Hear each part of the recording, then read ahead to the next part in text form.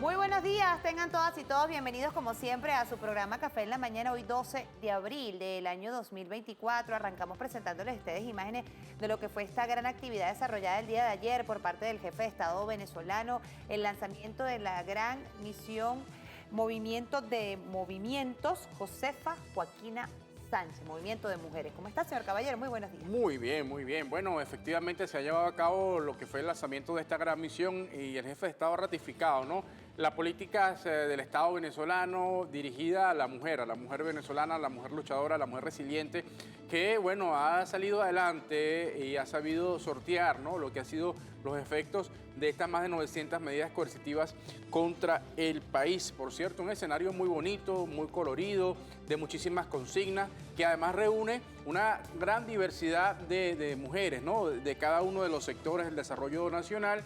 Y bueno, se manifestaron el día de ayer, han ratificado, bueno, su apoyo y su respaldo al jefe de Estado, ahora en esta ruta, pensando en el 28 de julio. Mira, estaba repleto de mujeres, Sí. ahí el Parque Simón Bolívar, en esta concha acústica. Mire esas imágenes hermosísimas donde se ve el cariño, el amor de la mujer venezolana allí con el comandante, con el presidente de la República, Nicolás Maduro, y en estas fechas también tan importantes como lo son 11, 12 y 13 de abril, el papel que jugó la mujer venezolana durante esos días para la restitución de nuestra democracia y que nuestro comandante supremo Hugo Chávez retornara al poder. Bueno, la mujer cumple allí un papel fundamental y hoy por hoy recordemos que la revolución venezolana se caracteriza por ser una revolución feminista y se sigue poniendo de manifiesto con esta gran misión que pone de protagonista a la mujer venezolana. Vamos a revisar justamente y en este contexto, vamos a revisar la nota y cómo lo recoge la página de la casa, en este caso Venezolana de Televisión. Ahí la tienen y el titular dice así: realizan lanzamiento del gran movimiento de movimientos Josefa Joaquina Sánchez, a 22 años del golpe de Estado consumado contra el comandante Hugo Chávez. Este 11 de abril de 2024, el presidente de la República Bolivariana de Venezuela, Nicolás Maduro Moros, realizó el lanzamiento del gran movimiento de movimientos Josefa Joaquina Sánchez desde la concha acústica 27 de febrero en el Parque Simón Bolívar de La Carlota. En este sentido, recordó que la gran misión Venezuela Mujer se han inscrito más de 5.400.000 féminas y recoge una cita: hemos avanzado en el vértice número 5 que trata de la mujer protagonista y participativa. Decidimos crear el 8 de marzo un poderoso e impactante movimiento de mujeres para movimientos para la mujer llamado Josefa Joaquina Sánchez, para organizarse en las comunidades territorialmente, los comités de bases de las mujeres en la comunidad en primer lugar. Bien, y en este sentido también se ha creado, con todo este gran mujerero de la patria venezolana, se ha creado los comités de bases para el empoderamiento, protección y defensa de la mujer. Vamos a ver en qué consiste, vamos a presentarles algunos datos interesantes que destacan en este comité de bases para el empoderamiento, protección y defensa de la mujer. Ahí está, fíjense algo, tiene entre sus aspectos y destaca los comités de bases sectoriales de las mujeres obreras, trabajadoras, por empresas, por institutos y por industria. También los comités de bases de las mujeres maestras y universitarias. Igualmente destaca allí lo que tiene que ver con los comités de base de mujeres estudiantes, campesinas y pescadoras. También los movimientos feministas que hoy existen en el país y que se integran en plena y absolutamente de manera unitaria al gran movimiento de movimientos Josefa Joaquina Sánchez. Bueno, y ahí veíamos, y cuando destacamos estos elementos importantes de los vértices que integran esta gran misión, ya el jefe de Estado ha hablado, ¿no?, de lo que integran o cómo se constituye este movimiento de movimientos amplio con la participación de los diversos sectores de las mujeres a las que ya, por cierto, hacíamos referencia. Vamos a escucharlo. Se han inscrito en la gran misión más de 5.400.000 mujeres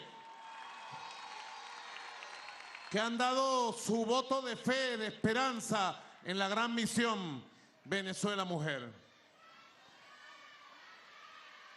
Y hemos avanzado en el vértice número 5 que venimos a trabajar hoy, el vértice de la mujer protagonista y participativa. Bien, y vamos a desarrollar de inmediato y vamos a ver cómo lo ha reflejado también el portal de prensa presidencial, esta actividad tan importante. Destaca de la siguiente manera. Ahí está el mensaje que publica a través de la red social X, dice así, y es una cita: la mujer venezolana es reto permanente contra el imperialismo, contra la desigualdad. La mujer venezolana es rebeldía, amorosa, permanente y perpetua. Esa es la mujer venezolana, recalcó el mandatario nacional. Además, ahí hay una fotografía imponente, impactante. Bellísima esa fotografía, ¿no?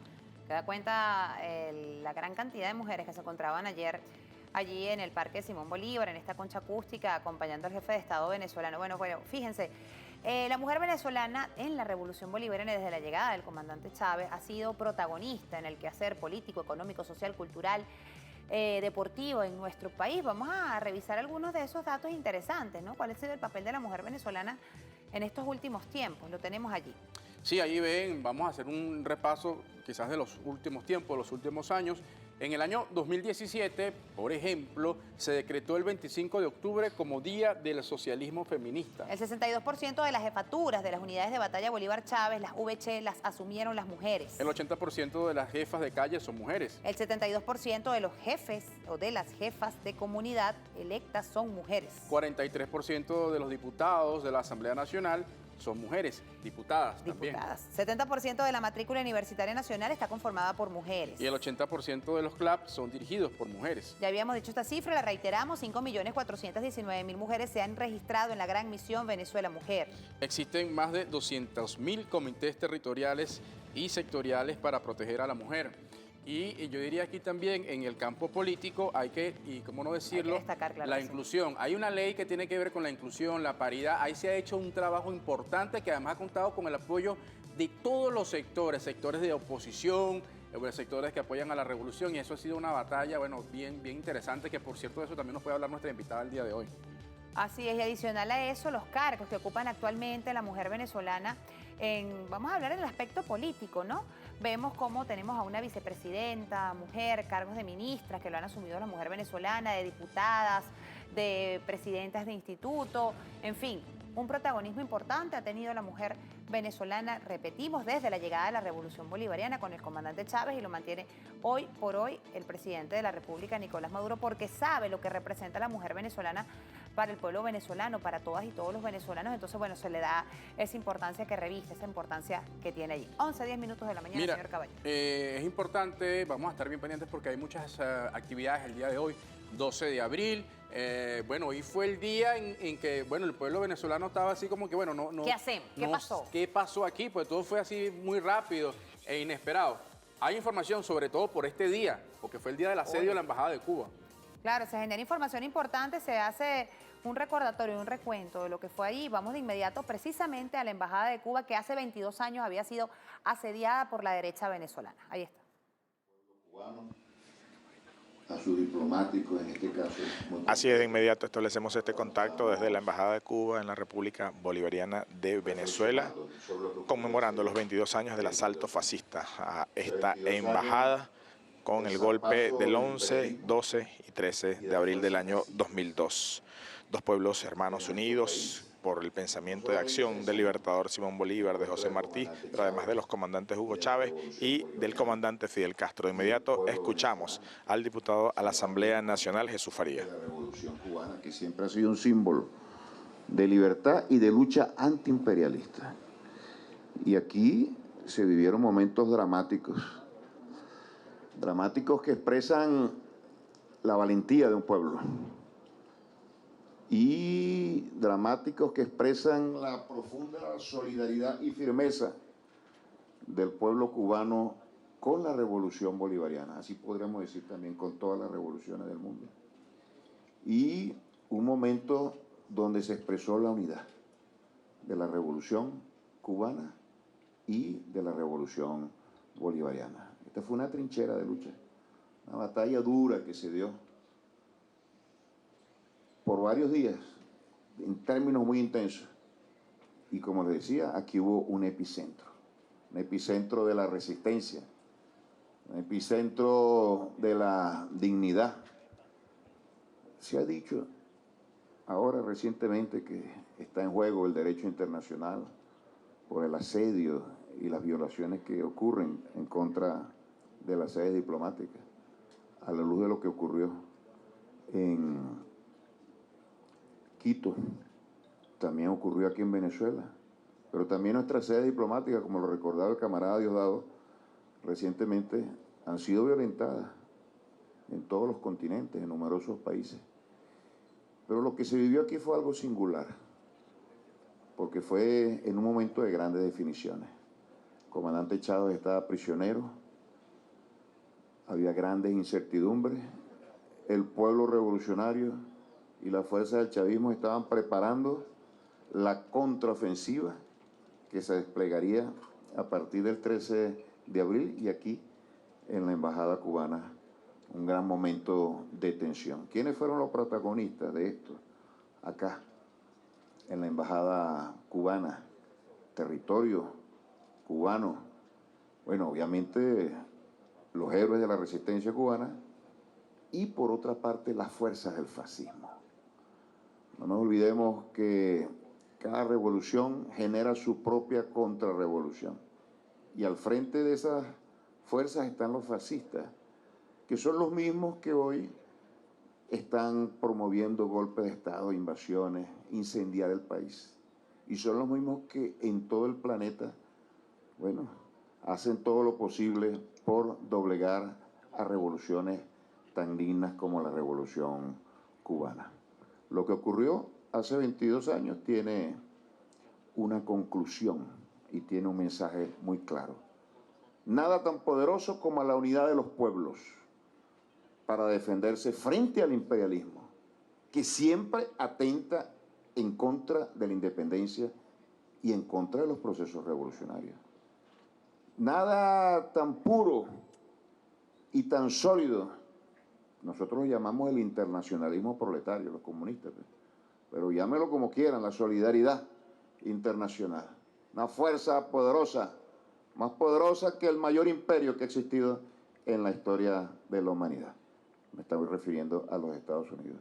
Y nada tan sólido para seguir cultivando este terreno fértil para la solidaridad y el desarrollo entre dos naciones como esos momentos de lucha, que era la lucha por la defensa de la soberanía cubana, pero también era la lucha por la revolución bolivariana. Los hermanos cubanos pueden contar con Venezuela hasta la eternidad.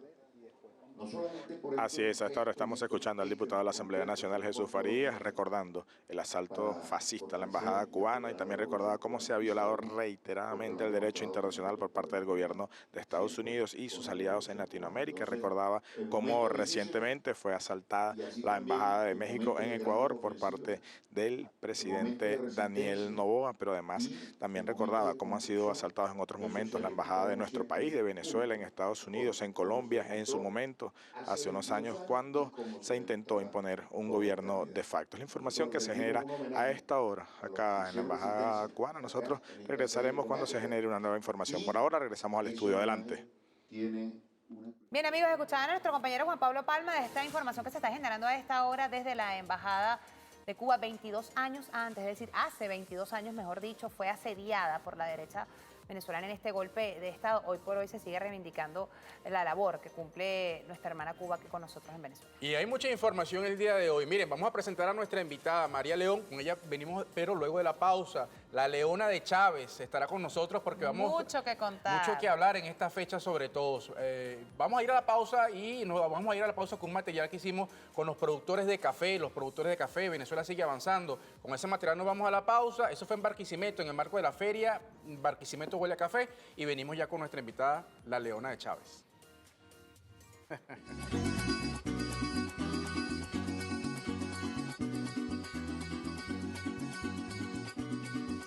Nosotros venimos de la comuna Juan Sá Peralta. El reconocimiento fue a raíz de ¿cómo le diría? De informarle cómo viene, cómo se agarra el café, semilla, lo que es la semilla, de la semilla al germinador, del germinador a la siembra. Acabamos de apenas nacer, pero ya hemos venido haciendo un trabajo de hace 7 años de hormiguita con los caficultores de la zona de Río Claro, que hoy en día se concreta y llega como a su clímax inicial, porque apenas acá comienza también una nueva historia. Sí, hoy en día podemos decir que tenemos un abastecimiento completo para satisfacer nuestras demandas nacionales y justamente tenemos que mirar hacia el extranjero y por eso es muy importante la creación de asociaciones comprometidas con el cuidado y el mejoramiento de las plantaciones de la zona donde tienen influencia, porque justamente nuestro proyecto va dirigido a eso y es pensando en la exportación, porque sabemos que ya la demanda nacional está cubierta y nosotros tenemos que mejorar no solamente la calidad, sino hacer que lo que produce el caficultor nacional sea suficiente para vivir todo el año solamente viviendo la caficultura. Lara, como primer productor de café a nivel nacional, Iribarren, somos el 7º municipio de 135 como productores de café, pero vamos hacia la excelencia. El café venezolano es mejor que el colombiano y sí puede competir con cualquier café. Y es mejor que el café venezolano y estamos mejorando los procesos ahorita en Venezuela y con esta feria hemos tenido muchos cambios. Esta es la primera feria que se funda post pandemia y de la cual fue replicada por todos los municipios del país. Fue la que comienza por el Conejillo de India y resultó un éxito. Ya tenemos aquí una expansión de los industriales para el área del tostado. De igual forma, se han proyectado nuestros cafeteros especiales, ya nos están representando a nivel nacional, ganando premios nacionales e incluso yendo a eventos internacionales. Se ha reactivado la economía del café. Estamos nuevamente en los espacios que de repente se habían perdido en el ayer a pesar de bloqueos, ¿verdad? Y ataques hostiles contra nuestra república. Hemos salido fuera del país y estamos exportando plenamente a los Estados Unidos. Más de 300.000 quintales anuales a los puros Estados Unidos. Volvimos a Italia, volvimos con nuestros cafés especiales al Japón, a Ecuador, a España, a Turquía. Ya estamos trascendiendo las barreras pues, del bloqueo.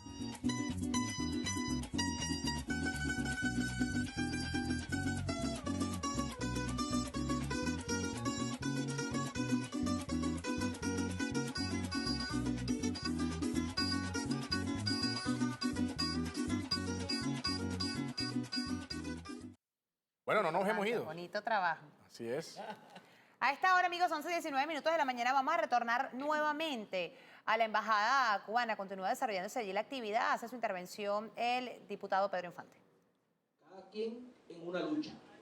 Regresamos a la Embajada de Cuba aquí en Caracas a los 22 años del asalto fascista a la Embajada cubana y recordaba, en este momento estamos escuchando al primer vicepresidente de la Asamblea Nacional, Pedro Infante, recordando estos hechos fatídicos, el golpe de Estado del 11 y 12 de abril y cómo la solidaridad de dos pueblos se mantiene en el pensamiento del comandante Chávez y de Fidel Castro y hoy en día del presidente Nicolás Maduro y de Miguel Díaz-Canel. Escuchamos de inmediato al primer vicepresidente de la Asamblea Nacional, Pedro Infante. Aquí la gente no tenía que saber más nada, viendo comiquitas como que si estábamos en otro país, en otra situación. todas las primeras planas. Hay una primera plana ahí del periódico Tal Cual, que dice chao Chávez, cayó Chávez, se rindió Chávez, fuera Chávez, por fin sacamos a Chávez. Así titulaban todas las primeras planas de los periódicos el 12 de abril, mientras que las televisoras ponían comiquitas. Digo esto para destacar que uno de los elementos fundamentales de aquel golpe de Estado fue los medios de comunicación de derecha. Pero en segundo lugar, las posiciones de la Iglesia Católica, de la élite, hay que decirlo, no del cura de parroquia, de la élite de la Iglesia Católica. Aparecen en una foto el presidente de Fede Cámara, para entonces Pedro Carmona Estanga, el presidente de la CTV, el ADECO de Acción Democrática, Carlos Ortega, y un representante de la élite católica, de la Iglesia Católica venezolana. Entonces, medios de comunicación, Iglesia Católica, los empresarios, el sector económico. Aparece además militares traidores, serviles al imperio, serviles a la casta de los apellidos, esos militares traidores, vinculados a las castas de los apellidos. Y aparecen los hijos de las principales familias que son jefas del fascismo en este país. Hay que decirlo. Los Capriles, los López, los Mendoza, los Cisneros, los Machado, los y las Machado, los Ledesma, los Borges. Esos apellidos son exactamente los mismos. Hace 22 años, Capriles Radosky era alcalde de Baruta, alcalde de este municipio. Esto es Baruta, ¿verdad? La sede de esta sede diplomática queda en Baruta. El alcalde Capriles, que es una familia potentada, sobre todo, que hicieron negocios desde los medios de comunicación, vino a invadir, a asaltar esta embajada. Ahí lo vimos montado, con un megáfono. Y ellos declaraban ese día, se van a tener que comer las alfombras. Se van a tener que comer las alfombras, le decían. Ellos pensaban que aquí se resguardaba Diosdado Cabello y otros dirigentes de la revolución. Y su objetivo era entrar a la embajada y asesinar a los dirigentes de la revolución. Y seguramente asesinar al cuerpo diplomático cubano. Aquí hubo una gran resistencia, heroica resistencia, nuestro reconocimiento a los hermanos de Cuba. Reconocimiento por la dignidad, la valentía, el coraje, la firme posición de defender lo que establece además el derecho internacional, es territorio del país. Cada sede consular, ¿verdad?, diplomática, embajada, es sede del país que representa. Es así, Rander, ¿no? Territorio cubano, pues. El fascismo hace 22 años. Hay que decirlo, es el fascismo. Nosotros estamos iniciando un proceso de debate de la ley contra el fascismo y distintas expresiones fascistas. Ahí hay un concepto. Y dice la violencia como método. Asumir la violencia como método de acción política. Y uno dice, ¿en qué se parece que el alcalde de Baruta del 2002 intenta invadir la embajada de Cuba en Venezuela para asesinar gente? ¿En qué se parece eso a que hace apenas unos días el presidente de Ecuador autoriza que se asalte, se invada la embajada de México en Ecuador? Son los mismos fascistas. Los dirigen los gringos. A esos fascistas de Ecuador, a los de Argentina, a los de Brasil, a los de Venezuela, los dirigen los gringos. Los dirige la CIA. Los dirige el gobierno de los Estados Unidos, sionista, fascista. Esa es la verdad. Hoy nosotros debemos decirle a nuestro pueblo, a nuestro país, y también al pueblo de Cuba, que libramos una lucha, y por eso es importante este acto. Jesús, tú lo decías, Jesús nos ha estado mandando material para estudiar, conocer bien el fascismo. El fascismo va asociado a la idea de superioridad que tienen ellos. Se creen más que nosotros, porque son hijos de unos apellidos, pues. Estamos escuchando al primer vicepresidente de la Asamblea Nacional, Pedro Infante, recordando cómo la cara del fascismo se vio hace 22 años con el asalto a la embajada cubana. Recordaba el golpe de Estado del 11 de abril, un golpe fascista, pero además un golpe mediático, un golpe de la oligarquía venezolana y de la élite eclesiástica, la élite religiosa acá en Venezuela. Pero además recordaba cómo ese asalto fascista hace 22 años a la embajada de Cuba acá en Caracas se parece al asalto que realizó hace pocos días y que autorizó el presidente de Ecuador, Daniel Noboa, a la República de México en Ecuador. Es la información que se genera a esta hora. Nosotros regresamos con esto al estudio. Adelante. Era el día donde buscaban dirigentes nuestros para... Muchísimas gracias, Juan Pablo, por la información que a esta hora nos das desde la Embajada de Cuba, pero también se desarrollan otras actividades a propósito de estas fechas tan importantes. Vámonos de inmediato al Estudio 2 de Venezolana de Televisión. En vivo y directo se lleva a cabo esta actividad en comunicación popular de cara a la nueva era del desarrollo de las comunicaciones. Está Edward Pereira con la información a esta hora. Edward. Gracias por este nuevo contacto informativo. Nosotros continuamos en el Estudio 2 de Venezolana de Televisión, donde se lleva a cabo este encuentro nacional de impulso de la comunicación popular de cara a la nueva era. Vamos a escuchar las palabras de Miguel Ángel Pérez Pirela. Él es filósofo y comunicador alternativo, quien también participa en este gran encuentro. Escuchemos. Zoon politicón, porque somos, según Aristóteles, animales políticos. Y como somos animales políticos, ya el pueblo venezolano, y vuelvo a esos eventos del 11, 12 y 13 de abril, no se come el cuento de que la comunicación política solamente comenzó con la llegada de Hugo Rafael Chávez Frías. No, con la llegada de Hugo Rafael Chávez Frías y a partir del 11 de abril entendimos que la comunicación política era una comunicación popular, era una comunicación del pueblo y nos empoderamos de los aspectos, escúchese bien, epistemológicos, semánticos y estéticos de la comunicación política, es decir, de los aspectos epistemológicos del conocimiento, podemos conocer, podemos pensar popularmente a través de la comunicación. Del aspecto semántico y semiótico podemos manejar los signos y los símbolos, ya vamos a definir todo esto, de la comunicación política como pueblo y sobre todo y más que todo del aspecto estético, es decir, de lo bello, de la belleza. Podemos hacer una comunicación política desde lo popular que sea bella, que sea hermosa, porque la verdad más grande del mundo, y ya vamos a comentar de eso, la verdad más grande del mundo, si no es vestida con belleza, se vuelve un dogma. Mosca con esos que andan diciendo, esta es mi verdad y bueno, hay que aceptarla porque sí. No. Eso no es verdad. Eso es dogma. Eso es imposición. La comunicación tiene que ser, y esto es una palabra fundamental, un trabajo de convencimiento. Es decir, vencer con el otro. La estructuración misma de la comunicación política popular tiene que ser un trabajo de convencimiento y eso fue lo que precisamente sucedió un 12 de abril hace 22 años. Que el pueblo, teniendo a su presidente constitucionalmente electo, Hugo Rafael Chávez Frías, secuestrado por un puñado de oligarcas, fedecámaras, dueños de medios de comunicación, partidos políticos, dijo, nosotros tenemos que comunicar la verdad de lo que está pasando y aunque nos estuvieran poniendo Tom y Jerry en la televisión, nosotros dijimos, eso es comunicación política, en el peor sentido de la palabra, a través del supuesto entretenimiento, a través de las series, a través de las novelas, a través de las comiquitas, tuvieron aletargado a todo un pueblo durante 40 años y quisieron tenerlo también aletargado el 12 de abril.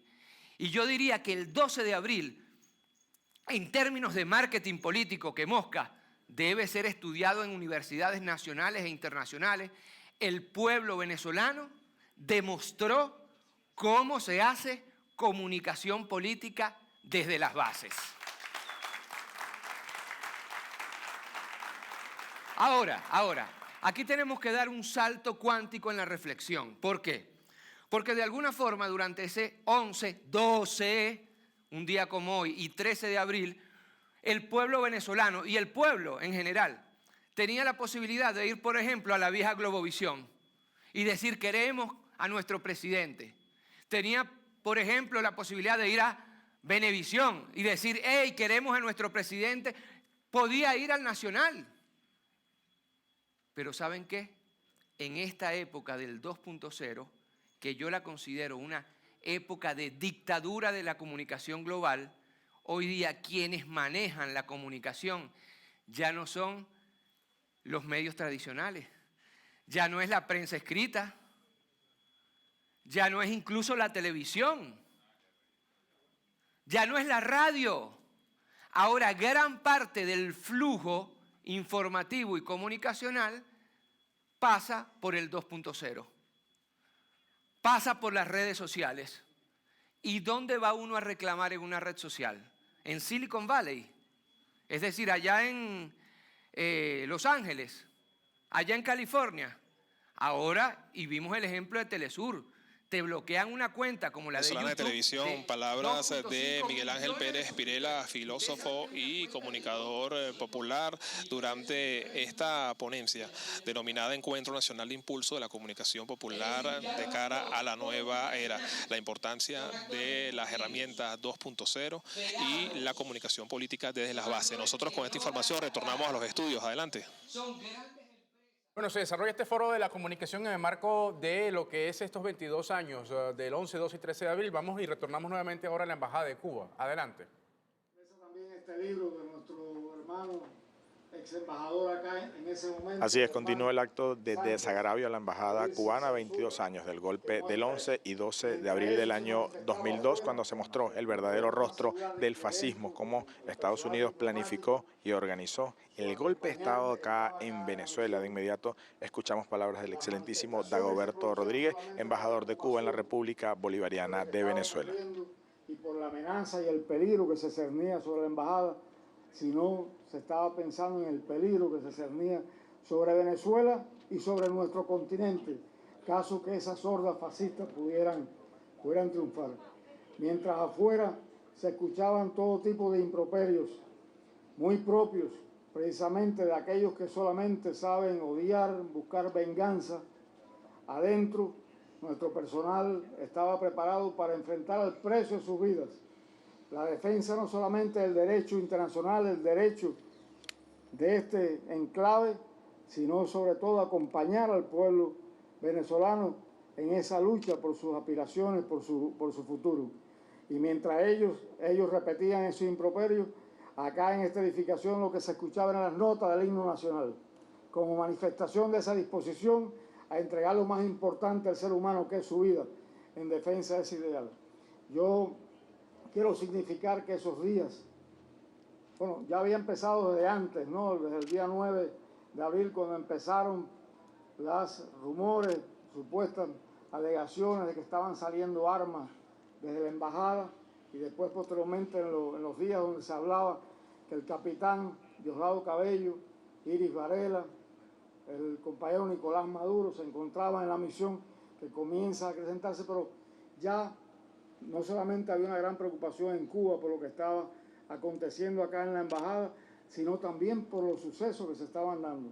El propio Fidel, el comandante Fidel Castro, seguía minuto a minuto lo que pasaba en la misión, pero también lo que estaba aconteciendo en Venezuela. Y yo quisiera leerles muy rápidamente un extracto del libro de la conversación que sostiene el comandante en la tarde de ese viernes 11 de abril con el comandante Chávez. Estamos escuchando al excelentísimo embajador Dagoberto Rodríguez de la Embajada de Cuba con un extracto del libro, una conversación que tuvieron el presidente, el comandante eterno Hugo Chávez y el comandante Fidel Castro. Seguimos escuchando al embajador de Cuba en Venezuela. Logra esa comunicación ya en la tarde y sin perder tiempo, por supuesto que su primer interés es conocer, ¿no?, los acontecimientos que estaba pasando. Y Chávez le responde: aquí estamos en el palacio, atrincherados. Hemos perdido la fuerza militar que podía decidir. Nos quitaron la señal de televisión. Estoy sin fuerzas para mover y analizando la situación. Y Fidel le pregunta rápidamente, ¿pero qué fuerzas tienes ahí? Chávez le responde, 200 a 300 hombres muy agotados. Fidel le pregunta, ¿tanques tienes? Contesta Chávez, no, había tanques y los retiraron a sus cuarteles. ¿Con qué otras fuerzas cuentas? Pregunta Fidel. Bueno, hay otras que están lejanas, pero no tengo comunicación con ellas. Responde en alusión al cuerpo de paracaidistas que estaba ubicado en Maracaibo. Fidel, después de una breve pausa y con mucha delicadeza, le dice, Chávez, ¿me permites expresarte una opinión? Chávez le responde de inmediato que sí. Le dice Fidel, pon las condiciones de un trato honorable y digno y preserva las vidas de los hombres que tienes, que son los hombres más leales. No los sacrifiques, ni te sacrifiques tú, le dice Fidel con acento persuasivo. Chávez le responde, pero estamos dispuestos a morir todos aquí. Fidel le responde, yo lo sé, pero creo que puedo pensar con más serenidad que lo que puedes pensar tú en este momento. No renuncies, exige condiciones honorables y garantizadas para que no seas víctima de una felonía, porque pienso que debes preservarte. Además, tienes un deber con tus compañeros. Por favor, no te inmoles. Fidel, por supuesto, me imagino que en ese momento estaba... Estábamos escuchando al excelentísimo embajador Dagoberto Rodríguez, embajador de Cuba en Venezuela, 22 años de aquel asalto fascista a esta embajada. Recordaba una conversación que estuvieron hace 22 años el comandante Fidel Castro con el comandante Hugo Chávez en esos momentos aciagos del golpe de Estado del 11 y 12 de abril y cómo fue determinante los consejos del comandante Fidel Castro para el 13 de abril en perfecta unión cívico-militar regresar. El pueblo venezolano volvió a Miraflores y hace historia como 22 años después la unión cívico-militar perfecta regresó al comandante Hugo Chávez y regresó la democracia a nuestro país. Es la información que se genera a esta hora desde la Embajada de Cuba en Caracas, Venezuela, y con esta regresamos al estudio. Adelante. Bien, información importante que se desarrolla a esta hora, pero ya tenemos con nosotros en el estudio a la Leona de Chávez. María León tiene mucho que contar en estas fechas tan importantes, 11, 12 y 13 de abril. Agradecida, además para nosotros es un honor, un orgullo tenerla con nosotros acá en las pantallas de Venezolana de Televisión y nuestro programa Café en la Mañana. 11, 12 y 13 de abril. Una gran lección le dejó a Venezuela y el mundo esas fechas tan importantes y la participación protagónica del pueblo venezolano. Querida diputada María León. Bueno, ante todo, agradecer esta invitación. Yo me siento feliz porque recuerdo cuando ustedes me invitaban que estaba nuestro comandante y eso me toca la fibra. Ayer fue un día maravilloso. Tuvimos primero a Diosdado en la Asamblea Nacional.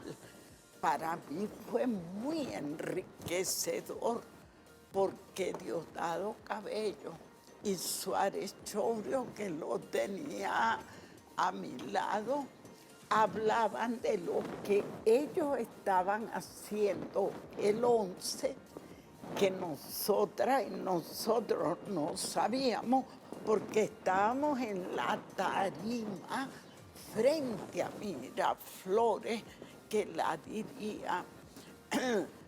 dirigía nuestro camarada Darío Viva, que es un héroe. Por primera vez ayer vi que en las reseñas aparecía el rostro de Darío Viva, porque yo quiero comentar la importancia del 11 de abril, porque casi siempre nos referimos a los bandidos, a los traidores, a los oligarcas. A mí me encanta como el presidente lo llama a los apellidos, porque es verdad. Usted decía un elemento importante y era el tema y ese término, ¿no? Tantas cosas pasaron en ese 11 y ese 12, sobre todo ese 12, cuando la gente, digamos, estaba como no sabía exactamente lo que pasaba, ahí decían que supuestamente el comandante Chávez había renunciado, pero no aparecía esa carta y eso creaba mucha angustia, eso que había desinformación, había las comiquitas, lo decía justamente el diputado Pedro Infante. Sí, decían y señalaban entonces la importancia que tenía de que el pueblo no se comunicara, aquellos apellidos en aquel entonces que hoy por hoy, cuando uno se pone a analizar, diputadas, son los mismos apellidos. O sea, el guión se mantiene igual. Los protagonistas de aquel entonces, que es la derecha tratando de tumbar al comandante Chávez, son los mismos que pretenden ahorita tumbar al presidente Nicolás Maduro, ¿no? La oligarquía. Mira, esa es una de las cosas que nuestro pueblo debe aprender de este discurso de nuestro presidente Maduro. Cuando él dice los apellidos, es la oligarquía que se adueñó de Venezuela desde la independencia hasta ahora. Pero yo quiero resaltar el 11 de abril, porque yo vi allí algo que no ha sucedido en la historia. Mira, nosotros estábamos al mando de Darío, estábamos allí en la tarima rodeados de miles de venezolanas y venezolanos. Leona, vamos a hacer una pequeña pausa. No tenemos un micro por allí, yo creo que tenemos un micro Sí.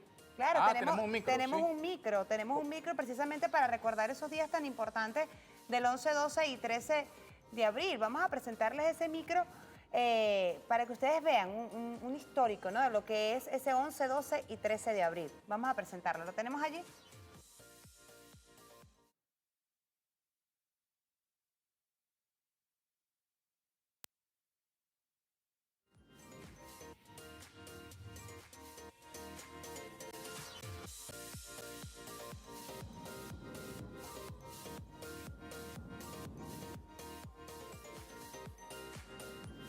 Jueves 11 de abril del año 2002, la cúpula empresarial venezolana, junto a sectores políticos, militares, mediáticos y religiosos del país, dieron un golpe de Estado al presidente Hugo Rafael Chávez Frías, quien les resultaba incómodo por sus políticas favorables al pueblo. ¿Cuáles acciones molestaron a estos sectores del país? El 13 de noviembre del año 2001, el presidente Hugo Chávez aprobó 49 leyes vía habilitante. Entre ellas, destacaron 2 que impactaron en sus intereses económicos. Una, la Ley Orgánica de Hidrocarburos, y la 2, Ley de Tierras y Desarrollo Agrario. Este hecho ocasionó la ruptura entre la élite económica del país y el gobierno nacional. En reacción a la política de Estado, el 11 de abril, la oposición venezolana, encabezada por Fede Cámaras y una coalición de partidos políticos, convocó una marcha en contra del gobierno que tenía como punto final la sede de PDVSA en Chuao. Sorpresivamente, el día de la marcha, los convocantes decidieron desviar a los manifestantes hasta el Palacio de Miraflores, a sabiendas que allá se encontraba una concentración en apoyo al presidente Chávez. De inmediato, los medios de comunicación privados empezaron a alentar la marcha opositora para que continuara hasta la sede del gobierno nacional, aupando a través de sus pantallas con la frase "ni un paso atrás". En respuesta, el presidente Hugo Chávez se presentó en cadena nacional con un mensaje de paz y denunció las intenciones de la dirigencia opositora de enfrentar una marcha contra otra. Sin embargo, los canales privados de televisión hicieron caso omiso a su llamado y dividieron sus pantallas para seguir la transmisión de la marcha contrarrevolucionaria camino a Miraflores. Cuando la movilización llegó al centro de Caracas y se aproximó a Miraflores, francotiradores apostados en las azoteas de algunos edificios abrieron fuego contra los manifestantes de ambas concentraciones. Inmediatamente se generó un ambiente de caos, violencia e incertidumbre al no saber de dónde provenían los disparos. Más tarde, la Policía Metropolitana atacó la concentración en apoyo a Chávez que estaba en Puente Llaguno. Los revolucionarios se defendieron de los ataques, sin embargo, se publicó un video manipulado con el que se intentó decir lo contrario y los responsabilizaban del ataque a la marcha opositora. El alto mando militar leyó un comunicado donde desconoció al presidente Hugo Chávez. De inmediato los golpistas piden la renuncia del presidente y amenazan con bombardear al Palacio de Miraflores si el presidente Chávez no accedía. Para evitar más derramamiento de sangre, Chávez tomó la decisión de entregarse. No se sabía nada del comandante. Lo habían secuestrado. Bueno, así es un poco el contexto de lo que fue ese 11, 12 y 13 de abril. Continuamos conversando con la leona de Chávez, María León, y nos decía la importancia de que fue la participación del pueblo venezolano ese 11 de abril, donde de manera espontánea dice qué pasó con el comandante Chávez y salió a las calles. Cuéntenos su experiencia, diputada. Mira, yo iba a reunirme con Freddy Bernal, Soto Roja y otros dirigentes, creo que García Pons. Y llegamos a el palacio y nos dice Bernal, no podemos reunirnos, viene una manifestación desde el este y van para Miraflores, vete tú para allá, para el frente a Miraflores. Yo corrí al instituto, que tú sabes que quedamos cerca del Instituto de la Mujer, movilicé trabajadoras y trabajadores de traigan palos, cosas, lo que sea, para defender a nuestro comandante y vámonos. Bueno, aquello estaba lleno porque había gente que se estaba reuniendo ahí desde hacía varios días. Bueno, entonces allí eso se llenó de pueblo. Y te digo, se fueron mis dos hijas también, porque dijeron, mi mamá está frente a Miraflores, le puede pasar algo. Y se fueron. Bueno, mis hijas. Entonces allí se dio algo que yo no había visto en mi vida. Recuerda que cuando llegó Chávez yo tenía 40 años de militancia opositora. Había estado en guerrillas, en cárceles. La CUT, donde yo era dirigente sindical, hacía 3 manifestaciones al mes en contra del gobierno del alto costo de la vida. ¿Y qué había aprendido yo en 40 años? Cuando estábamos en una manifestación y sonaba el primer tiro, todo el mundo corría. Claro, todo el mundo, yo recuerdo la manifestación por el obispo, se me olvidó el nombre, que mataron en El Salvador, Monseñor, se me olvidó el nombre. Estamos en una manifestación por él, y yo iba con José Vicente Rangel en la manifestación. Sonaron los tiros y nos metimos. Bajaban la Santa María. La Santa María, pero el pueblo se resguardaba. Esa es la historia. Cuando sonaba el primer tiro, la gente se dispersaba. Pero el 11 de abril fue diferente. Tiro y tiro, y muertos que pasaban y nadie se movía. ¿Por qué la cree usted gente que eso? allí, ¿Por qué cree por usted? amor a Chávez. Por eso yo digo, ese es el día. Porque después nos reunimos, salimos a la calle y rescatamos a Chávez, ¿verdad? El 3 incluso rescatamos aquí, ¿te acuerdas? Vino la muchacha del este y con el pueblo rescató a Venezolana en televisión. Entonces, pero ese día, bajo el plomo cerrado y nadie se iba, eso es único. Eso no se ha visto en la historia. Yo me erizo. Ayer lo hablaba con la alcaldesa de Caracas, que ella estaba de guardia en Miraflores ese día. Y ella me dice, María, yo veía los disparos y ustedes hablando en la tarima, Darío y yo, para que la gente no decayera.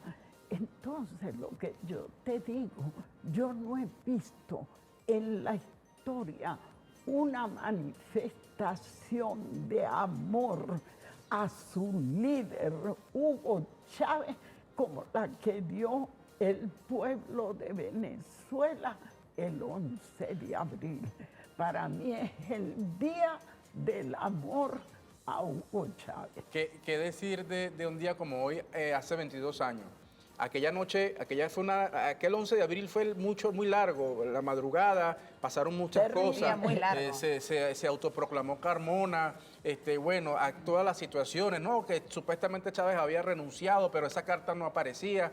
El comandante estaba incomunicado, lo tenían incomunicado. Y ese 12, ¿qué pasó ese 12? ¿Dónde estaba usted? ¿Qué hizo? Mira, maravilloso el 12. Acuérdate que salió Isaías y dijo, lo cortaron enseguida, pero dijo, Chávez no ha renunciado. Isaías Rodríguez, que veo que uno tiene que ser leal a la historia, lo que pasó, pasó. Salió. Bueno, ese día, una cosa, yo reuní mi equipo, estaba toda esa gente que me acompañaba. Los reuní porque teníamos que trazar las estrategias que íbamos a tener a partir del lunes, porque aquí hubo gente que abandonó los puestos. O que se voltearon. Porque cayó el gobierno.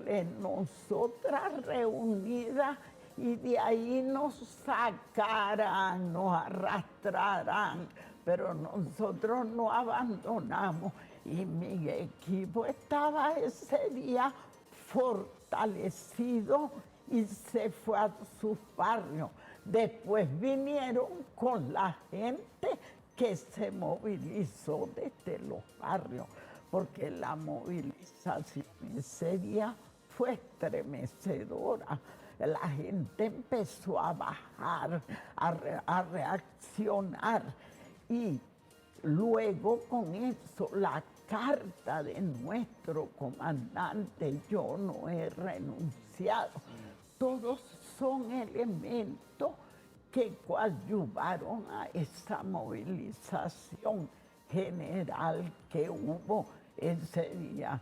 Y el 13, el 13 se rescató esta emisora.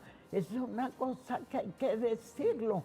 Se me olvidan los nombres, pero es una muchacha que encabezó desde Petare una movilización para rescatar el canal. Y se me había olvidado también que cuando estábamos el 11, algo que no quiero olvidar, yo bajé un momento de la tarima y me encuentro a Modaira Rubio, una periodista, y me dice, María, tengo mucho miedo. Y yo le digo, todos tenemos miedo, al suelo. La tiro, porque había mucho disparo, la tiro al suelo y cae muerto el que estaba delante de nosotros. Así que ese disparo era o para Modaira o para mí. Y cayó el que estaba delante, porque nosotros nos tiramos al suelo el 11 de abril y ella lo ha escrito, Modaira Rubio, una periodista. Diputada, le pregunto, ¿qué enseñanza nos deja ese 11, 12 y 13 de abril, 22 años después? Pretenden revivir la oposición, sectores de la ultraderecha pretenden revivir sucesos de inestabilidad, de terrorismo en nuestro pueblo, pero vemos un pueblo ya fortalecido, consciente, claro. Han pasado 22 años, ¿qué nos deja ese 11, 12 y 13 de abril, 22 años después? Demasiado. Fíjate que lo que relataba en este momento el embajador de Cuba me trae a mí el recuerdo del 12. Cuando regresó Chávez, le hicimos un desagravio a la embajada y estamos ese gentío frente a la embajada. Allí se estrenó la canción Febrero y Abril, acuérdate, que es una canción bellísima. En ese acto de desagravio. Y Chávez, cuando relata el desagravio nuestro y lo que ellos habían hecho, dijo, mira, pueblo con Cuba, y allá lo que estaban contra Cuba era un grupo escuálido, y de allí se quedaron los escuálidos hasta hoy, es su nombre. Todas esas son rememoranzas de esos grandiosos días. ¿Qué diría yo? Universalmente, nunca ningún país ha vencido un golpe de Estado en menos de 72 horas. Así es. Solo el pueblo de Bolívar y Chávez. Se demostró el amor de un pueblo el 11, mira, me dan ganas de llorar de la emoción. El 11, el amor del pueblo por Chávez, que ni las balas, ni los muertos, ni los heridos lograron quitarnos del frente, hasta que Darío en la noche dio la orden de retirarnos. El 12, todo ese maravilloso movimientos del pueblo, la actitud valiente de Isaías Rodríguez, la carta, ese es otro héroe, el que sacó la carta. Nosotros tuvimos en estos días allá donde llevaron y el 13, Dios mío, la gloria, la restitución de nuestro presidente. Convénzanse, somos un pueblo de Guaycaipuro, de Bolívar, de Chávez, somos un pueblo invencible. Se los dice todos los días nuestro presidente Nicolás Maduro.